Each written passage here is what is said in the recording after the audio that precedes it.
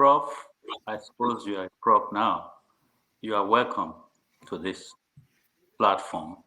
And Dr. Damages, thank you again for bringing another illustrious son of ours to be in this discussion.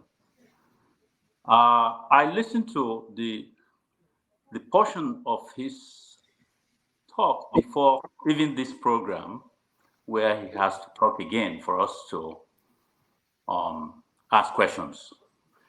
I very much admired the points he addressed. And in this particular morning, I didn't come in on time, so I cannot really say much about the things he said before now.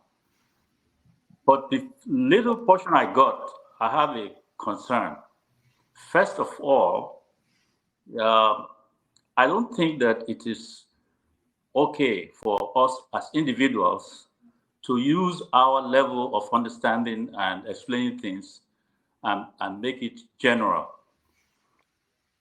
It seems like from the examples he gave of goodness, yes, there's goodness all over the country.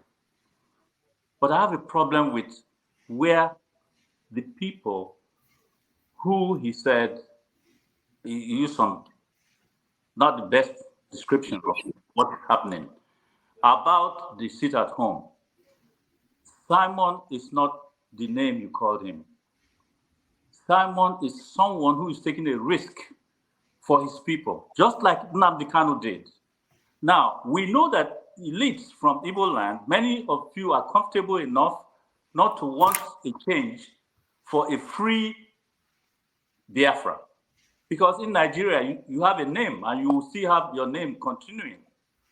Now, not buying into Biafra because there's one silly or one whatever name you called Simon, doesn't it present you as someone who cares about your people. It's you that you are defending in describing Simon the way you did. Now, this sit at home, I can assure you that our people know the reason behind it, and they want Nnamdi Kanu out of that jail before they can stop sitting at home. But many of you are buying the narrative that it's out of fear. It's not out of fear. We are sick and tired. Before this time, we are being killed. We are still being killed.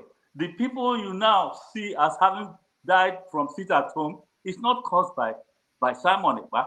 It is what Nigeria wants so that they can kill more. And when it happens, they use the opportunity. So I can tell you, the Igbos are one of the most friendly and reasonable people in Nigeria. I'm not saying others are not. Look at what happened to us during the war. Immediately after the war, we saw we couldn't fight anymore. We dropped our tools and heartily went into Nigeria, went everywhere and resettled. The people laughed at our women because they didn't have the best clothes to wear to show off. They laughed at us.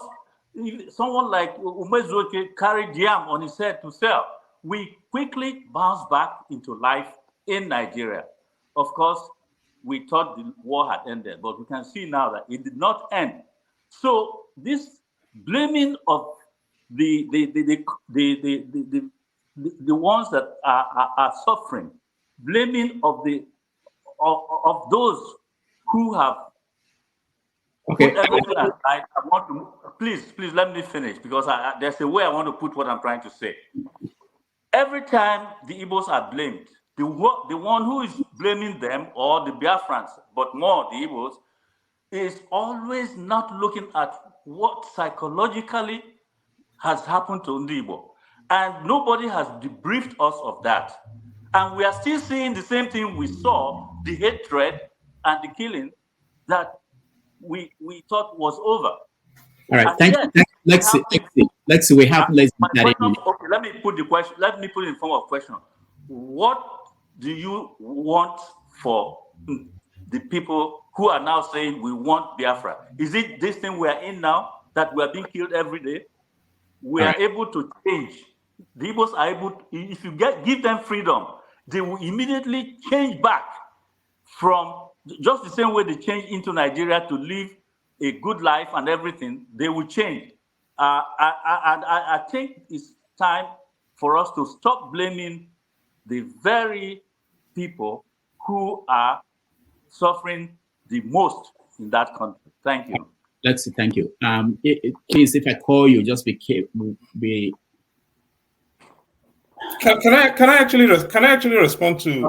Okay, please. Baba, thank you very much, sir. I don't know where you are speaking from, but Simon Ekpa is speaking, and I called him an imbecile, and I stand by that. Yes. Okay. You have that. By the way, my name is Chidi. I don't yield to anyone in my Igbo-ness. You're not more Igbo than I am, and I'm not more Igbo than you are. Okay? Now, I cannot tell you, if I tell I come from, and my parents lived in precisely the epicenter of the current crisis.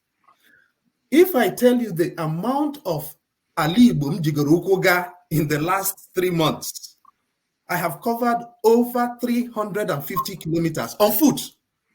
Na Ali Igbo. Inugo? So I'm not going to take lectures from anybody on what is happening in the Southeast. I've come in from the Southeast to the United States this week. I'm going back to the Southeast.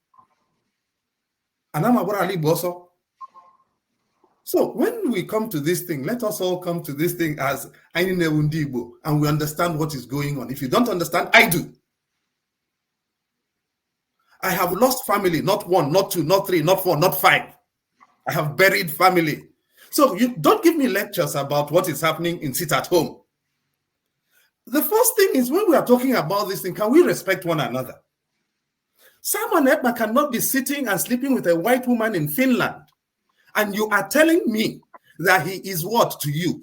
If he is that to you, please, I will respect you and what he is to you. But when I am burying my people, my family, my blood, because of his irresponsibility, and you are giving me lectures, I'll take exception to that. I've listened to you in dignity and respect, but I do think on this matter, I know a lot more than you do. I respect your age because you're older than me, but I swear I know a lot more than you do on this particular subject matter, and I will not yield to you when you try to give me lectures on this matter. I will end there. All right. Thank you. Thank you, Laksi.